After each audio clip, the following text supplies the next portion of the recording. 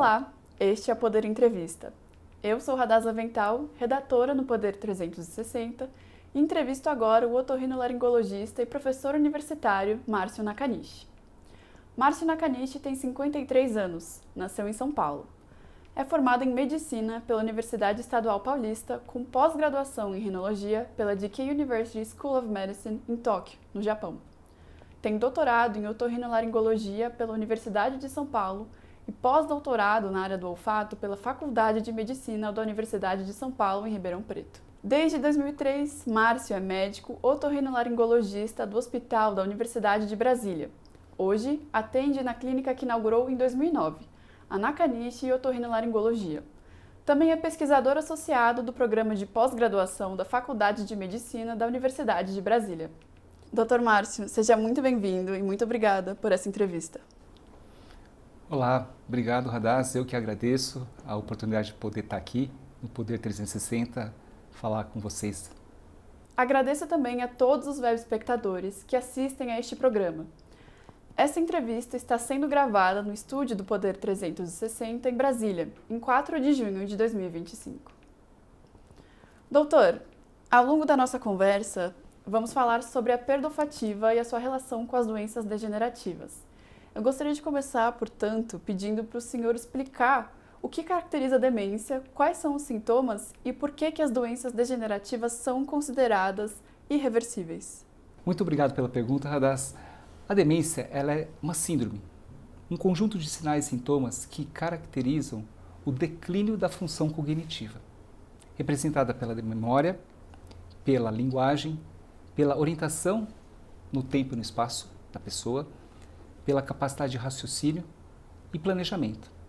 Isso interfere diretamente nas suas atividades diárias, como também no comportamento e até na personalidade.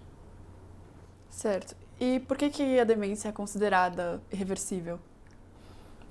Antes disso, a demência, os principais sintomas da demência estão relacionados, obviamente, com a memória. Por exemplo, as pessoas, dependendo do grau da demência, ela lembra de fatos lá do passado, mas aqui no presente ela esquece do que comeu no almoço. Por exemplo, se ela tem essa perda na memória, tem também uma dificuldade muito grande no aprendizado. Esse é o sintoma da demência. A linguagem fica comprometida. A fluência verbal, por exemplo, ela esquece palavras. E nesse sentido, também o raciocínio. Por exemplo, uma questão aritmética simples, de soma ou subtração, a pessoa tem muita dificuldade em resolver. E na consequência, o planejamento de atividades comuns fica completamente comprometido. Então, são sintomas muito frequentes da demência. Uhum. E ela é considerada irreversível justamente porque existe uma complexa gama chamada de fisiopatologia que se estabelece lesando as células do cérebro. E, até o presente momento, não existe uma recuperação das células cerebrais. Uma vez elas lesadas, ela fica comprometida e por isso que, até o presente momento, não tem uma cura estabelecida para a demência. Certo. Por isso que é considerada uma doença irreversível. E agora, doutor, com relação à predisposição genética e fatores de risco, como é que isso funciona e qual é o caso da população brasileira, Quais são esses hábitos que podem acentuar a tendência de desenvolver uma demência? Existe uma proteína chamada de APOE e aí tem os alelos. O que é essa APOE, a predisposição genética especificamente no Alzheimer? A APEOE, essa sigla, é como se fosse uma receita que o nosso organismo tem para traduzir isso em uma lipoproteína, que tem uma função de carregar a gordura no nosso sangue. Algumas pessoas que têm o alelo, a receita número 4, que tem a receita 1, 2, 3 do gene, essa predisposição genética, desse alelo, APOE4, está muito ligado com o Alzheimer. E aí isso significa uma probabilidade. Ele é provável que você possa desenvolver demência se você carrega esse gene, mas não é determinístico. Não é determinado porque você tem esse gene que você vai ter o Alzheimer, mas existe uma probabilidade aumentada, 10 a 13 vezes maior se você tem os dois alelos. Se você recebeu do pai e recebeu da mãe, esse alelo, existe uma probabilidade maior de você desenvolver. Mas não é que você vai ter demência, não vai ter Alzheimer. Então esse é o primeiro ponto, tá? Da predisposição genética. E ele não vem sozinho. É claro que se você tem hábitos que são inclusive modificáveis, você pode ou não evitar ou desenvolver. Esses hábitos estão sido extensamente estudados e na última publicação mais recente, os cientistas demonstraram que são 14 fatores que a gente chama de modificáveis, que representa, se você atua nesses fatores, representa uma modificação de um desfecho ruim de até metade dos sintomas da demência. E entre eles, tabagismo, a inatividade física, a própria instrução, a escolaridade, a audição, a visão, o colesterol, os níveis de colesterol, a hipertensão, o diabetes, o consumo excessivo de álcool. São 14 fatores que estão diretamente relacionados com a possibilidade de prevenir, ou seja, a gente chama de fatores modificáveis da demência. Agora, uma dúvida que eu fiquei, doutor, é possível detectar esse alelo dessa predisposição genética? Sim, é possível em testes genéticos, mas isso não é feito em escala populacional. Né? E você ser portador desse gene, mais uma vez, não é que você vai evoluir para o Alzheimer, mas existe uma probabilidade. Então, não é utilizado em escala, até porque no presente momento isso não é viável, do ponto de vista, mas é possível. Nos estudos de coorte que têm sido realizados, existe essa possibilidade. É claro que a ciência avança rapidamente a ponto de a gente ter esse biomarcador que pode colocar e te estratificar dentro de um risco. A boa notícia, Radaz, é que esses fatores modificáveis, eles representam em 40 a 50% dos fatores que a gente pode modificar e evoluir com o desfecho ruim da demência. Porém, no Brasil, a situação é bastante desafiadora, justamente porque um dos itens é a escolaridade. E o baixo acesso à educação formal é um dos fatores críticos, além da alimentação e o sedentarismo são fatores críticos, o consumo de álcool também. Então, comer de forma inadequada, a inatividade física, o sedentarismo, isso leva, do ponto de vista, a um desfecho ruim, especialmente na população brasileira. E, doutor, agora eu gostaria que o senhor explicasse como a perda olfativa pode ser indicativa de demência, né? Qual que é essa relação entre o nariz e o cérebro? Isso é muito interessante, Radassa, porque o olfato, ele é um dos sentidos, o que não passa por uma área chamada de tálamo. Todos os sentidos ele passa por esse tálamo, que é uma espécie de um portal. O olfato ele acessa diretamente o sistema límbico, o sistema da emoção e da memória, que são os fatores cruciais onde afeta a demência. Por essa razão, ele é um portal para acessar o cérebro. E de forma bastante interessante, por exemplo, a doença de Alzheimer ela é bastante estudada. Essa proteína que a gente comentou, né, do alelo APOE4, está relacionada com a questão da proteína chamada de beta-amiloide. No Alzheimer, nas doenças do Alzheimer, a proteína beta-amiloide e a proteína tau são proteinopatias, uma doença da proteína, em que ela se deposita em áreas do cérebro e a partir desse momento o cérebro passa a estar inflamado e não funcionar. E, pasme, o primeiro local que essas proteínas se depositam é a área do córtex olfativo. A região do córtex centro-rinal, a própria bulbo olfatório, já é evidente anos antes de você entrar na demência, você tem o comprometimento do olfato. Isso está muito estudado na literatura, então os vários grupos de pesquisa estão utilizando o olfato como um biomarcador muito acessível para predizer ou pelo menos estratificar o risco de uma pessoa saudável que não está demente, se ela pode vir a desenvolver ou não. Então, associado a outros fatores, ele pode ser um grande biomarcador para esse diagnóstico precoce. No mínimo, uma estratificação de risco, porque ele acessa diretamente a área da memória. Essa é a ligação do ponto de vista fisiológico e também fisiopatológico, né? Por que acontece a demência e por que o olfato ele é tão especial nesse sentido de fazer essa conexão do olfato com a memória. Tanto é que a gente diz que o olfato é o sentido mais lento e mais rápido. Por exemplo, a visão, ele chega na velocidade da luz e passa rapidamente para o cérebro, e passa de forma lenta para o cérebro. Até ele chegar, ele passa por várias vias até chegar no córtex visual.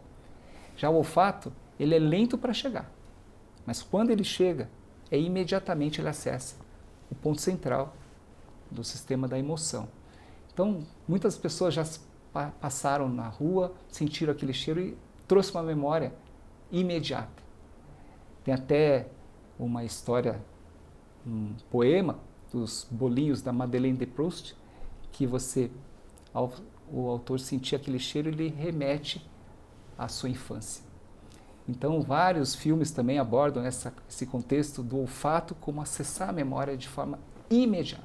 Então, por essa razão, o olfato é tão estudado e ele é um biomarcador mensurável que pode predizer com anos de antecedência, de 5 a 10 anos, você predizer que você pode vir a evoluir com alguma doença neurodegenerativa. Qual é o impacto desse diagnóstico precoce na prática clínica? Como que isso afeta a qualidade de vida do paciente? Da mesma maneira que a gente pode trabalhar com a prevenção, se você tem uma forma de rastrear de forma prática que você está perdendo o olfato, como se fosse uma medida ao longo do tempo, se você tem um olfato normal, no ano seguinte você está com o olfato normal, no outro ano você já caiu o olfato e para a sua população, faixa etária, esse olfato é um ponto, você está abaixo daquele grupo esperado, a gente já pode pegar e falar, olha, Radassa, você está com uma perda do olfato e vamos trabalhar seus 14 fatores preveníveis, como que está a sua pressão, como está a sua diabetes, como está todo esse contexto, a própria nível de escolaridade, a audição, a visão, o nível de colesterol. Então, dentro desses fatores, 14 fatores preveníveis, eu posso fazer um trabalho de prevenção e são fatores modificáveis, de você não evoluir. Então, te modifica o seu estilo de vida e previne. Imagina, se você é uma pessoa que tem risco de lá na frente evoluir com a deficiência cognitiva, então é crucial. E do ponto de vista, a princípio, um teste simples de rastreio, né? De você poder fazer esse rastreamento populacional, visto que a gente precisa fazer esse diagnóstico precoce.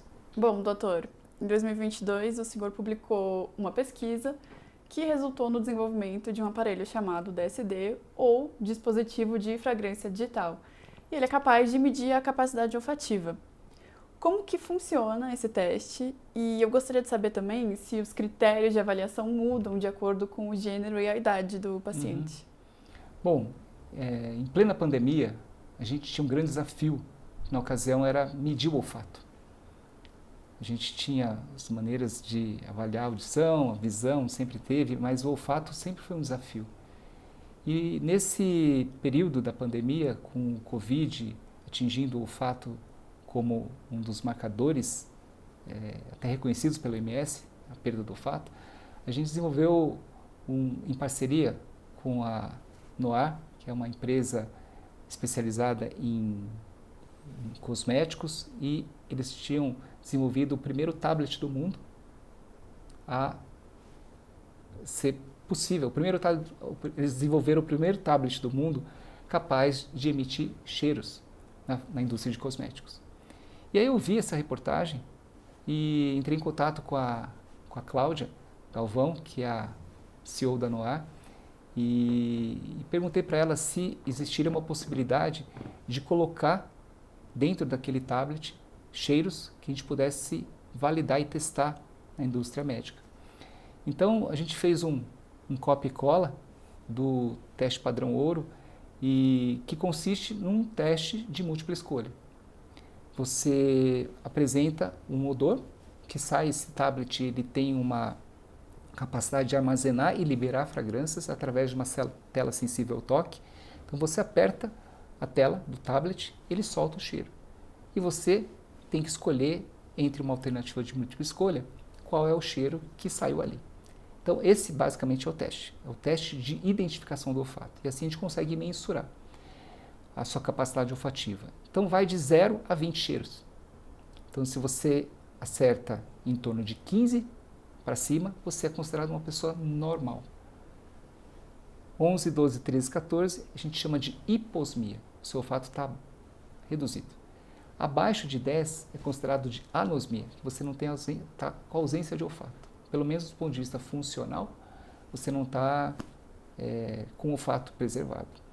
Então, baseado nessa, aí a gente rodou esse teste, fizemos uma validação no país, e é um teste, o primeiro teste em formato de armazenamento e liberação de forma digital, completamente digital. Então, por isso que é o DSD, Digital Scent, né, da fragrância, device, é um aparelho que faz isso. Em relação à sua pergunta, em relação a gênero e idade, é claro que com a idade a gente diminui a audição, diminui a visão e também diminui o olfato. Então, a partir dos 60 anos, a gente começa a observar uma queda nesses números, entre aspas, chamados de normais, né?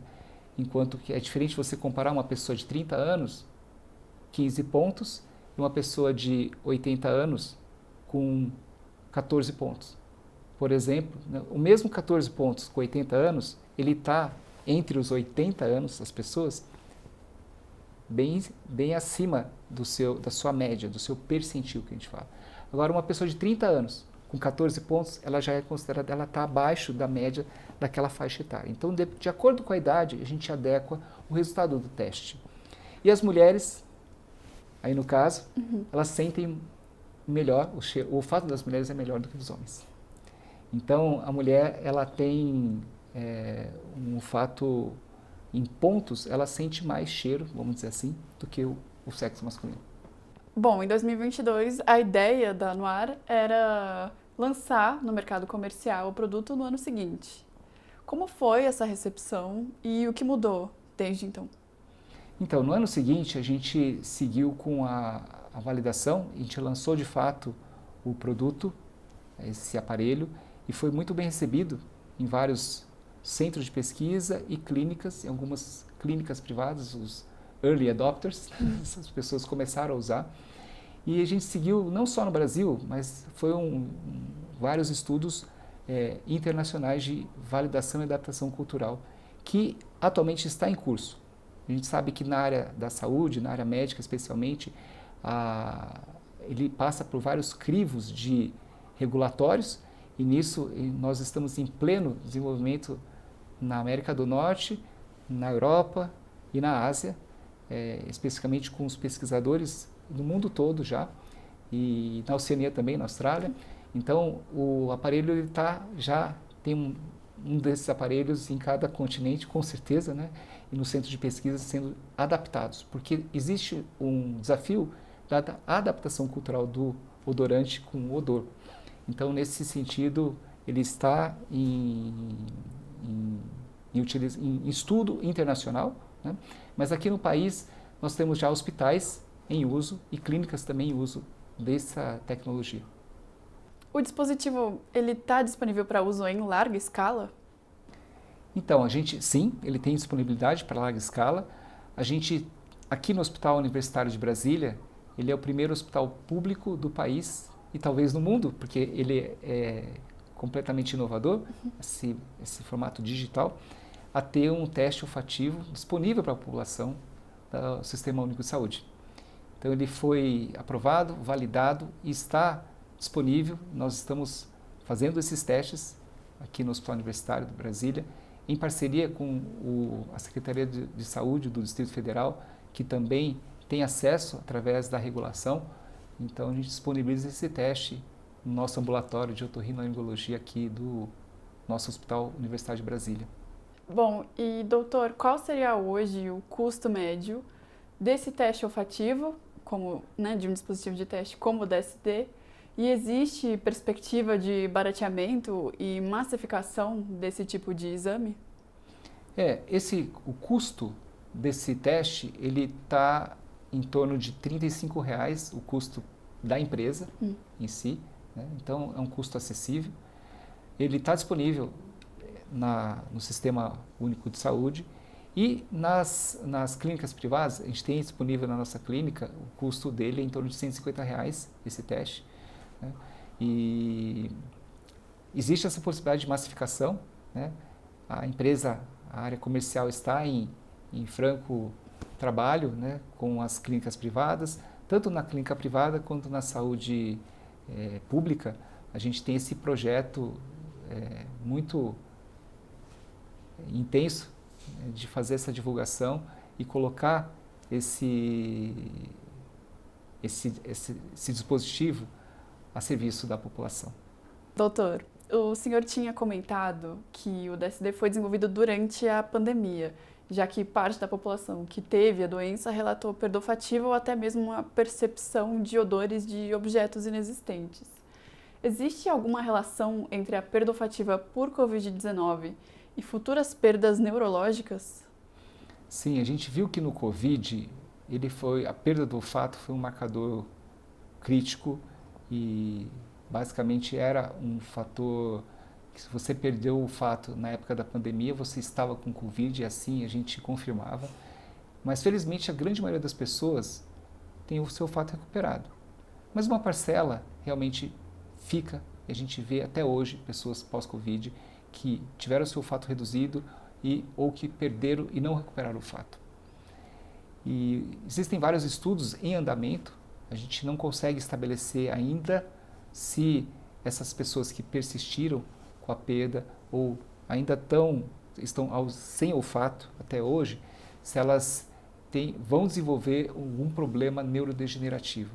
Essa resposta ainda tem que ser elucidada, até porque remete a um acompanhamento de longo prazo e as doenças neurodegenerativas, elas são de instalação lenta e insidiosa, então esse nexo causal ainda não pode ser estabelecido e comprovado.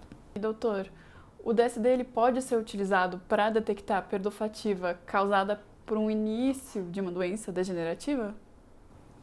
Acredito que sim, justamente por essa fisiopatologia em relação ao olfato. Ele é um biomarcador, um marcador que é viável diante dos outros testes que ainda a gente não tinha, principalmente na esfera de acompanhar uma pessoa saudável, que tenha acima de 50 anos, por exemplo, que ele faça dentro do seu check-up cognitivo o check-up do olfato. É claro que descartando também outras causas, se o seu nariz está bom, se não tem sinusite, não tem rinite, o aparelho olfatório ele tem que estar bom para você ter também esse acompanhamento, né? Porque a gente sabe que também tem outras causas além da doença neurodegenerativa que comprometem o olfato. Infecção viral, a própria rinite, a sinusite são fatores que podem estar relacionados com uma redução do seu olfato. Quem já não pegou gripe e teve o seu olfato prejudicado e depois de um tempo, no máximo 2, 3 semanas, já tem ele retornado, né? E dessa maneira a gente pode sim utilizar para as pessoas que não estão gripadas. Não adianta fazer o teste com a pessoa que está gripada, né? Mas sim, você está tudo bem, não tem nenhuma gripe, não tem sinusite, seu nariz está bom. A medida do olfato ela é um marcador, é um biomarcador bastante relevante e importante para a gente ter esse alerta, essa estratificação, essa orientação, esse rastreio dentro do contexto das doenças neurodegenerativas. Como que o senhor avalia o uso do teste da perda olfativa no Brasil? Ele é subutilizado? Existem populações que são mais prejudicadas do que outras? Como é um sentido ainda pouco explorado, ainda muito novo, e essa inovação também, porque até então, desde a década de 60, os testes todos eram analógicos, frascos, papel, caneta, e agora que a gente chega, né, basicamente, ano passado para cá, que vem tendo essa divulgação dessa possibilidade de a gente poder usar um instrumento prático, viável, com um resultado imediato e que, além disso, é a configuração de um banco de dados e embarcado com inteligência artificial, que não para de falar nesse termo. Então, justamente esses elementos diante do dado, a gente pode fazer diferença dentro do sistema global de saúde, seja na saúde pública quanto na saúde suplementar. A gente entende que o Brasil tem um dos melhores sistemas do mundo de saúde. O SUS ele é considerado um modelo, para muitos países, um dos modelos que tem uma alta capilaridade, com 47 mil postos de saúde e uma alta amplitude. O que significa isso? Eu consigo atender desde uma rolha de cera até um implante coclear na nossa área. Ele é amplo, ele faz isso, ele entrega isso, mas ele carece de duas coisas: qualidade e eficiência. E esse sistema ele consegue trazer qualidade na ponta, na atenção primária, porque ele é barato do ponto de vista do que ele entrega, e eficiência. Então, eu acredito muito que ele pode ser uma ferramenta que o Brasil sai na frente, é um produto brasileiro, de uma startup brasileira que desenvolveu, que patenteou mundialmente, que a gente pode fazer a diferença. E um exemplo para o planeta. Ainda mais com esse desafio enorme de 3 vezes, daqui em 2050 está aí, né? 6,6 milhões de pessoas, a gente pode atuar antes. Um estudo de economia, ele mostrou que se você faz o diagnóstico precoce, um ano antes, hein? Se você retardar em um ano e começa a fazer os fatores preveníveis, você tem uma economia para o país de 6,6 bilhões de reais. É muito dinheiro.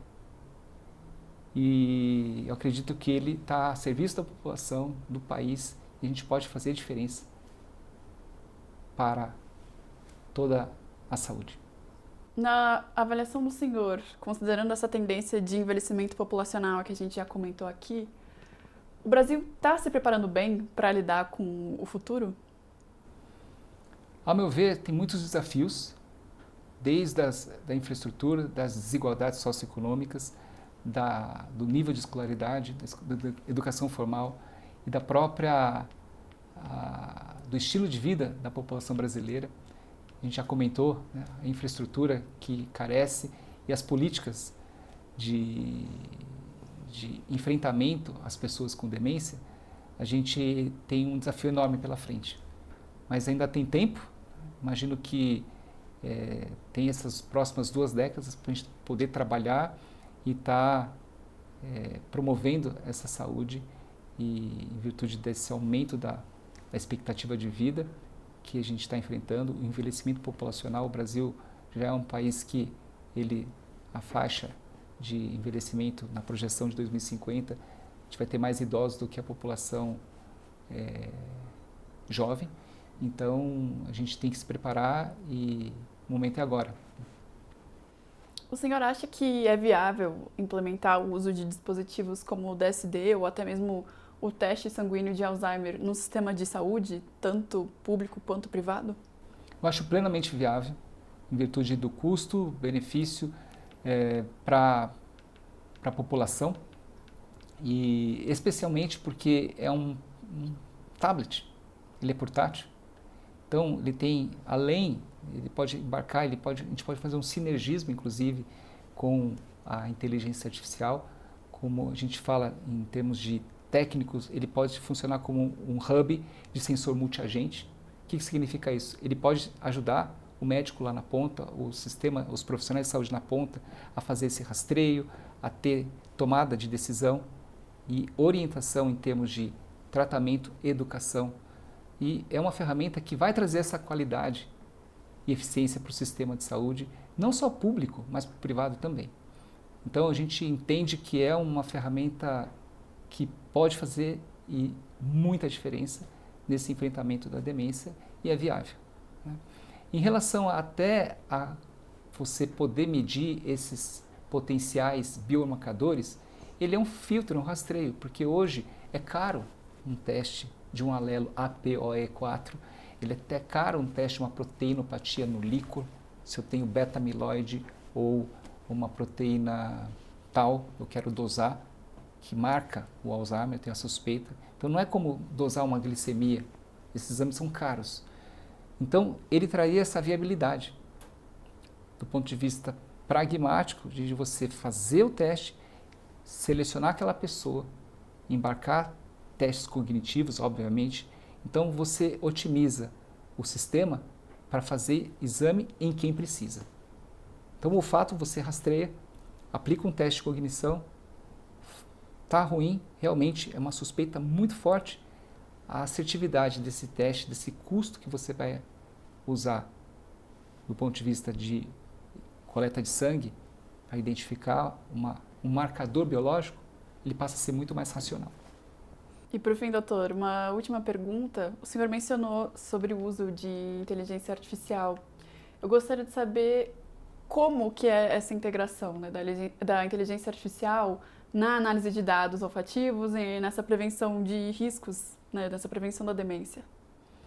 A inteligência artificial, ela tem, eu entendo, dois grandes pontos na área médica. O primeiro é a transcrição da voz em texto, que isso já é plenamente possível, execuível. O segundo, esse texto transcrito, ele ser utilizado dentro da estrutura de prompt, a gente conseguir estruturar esse dado.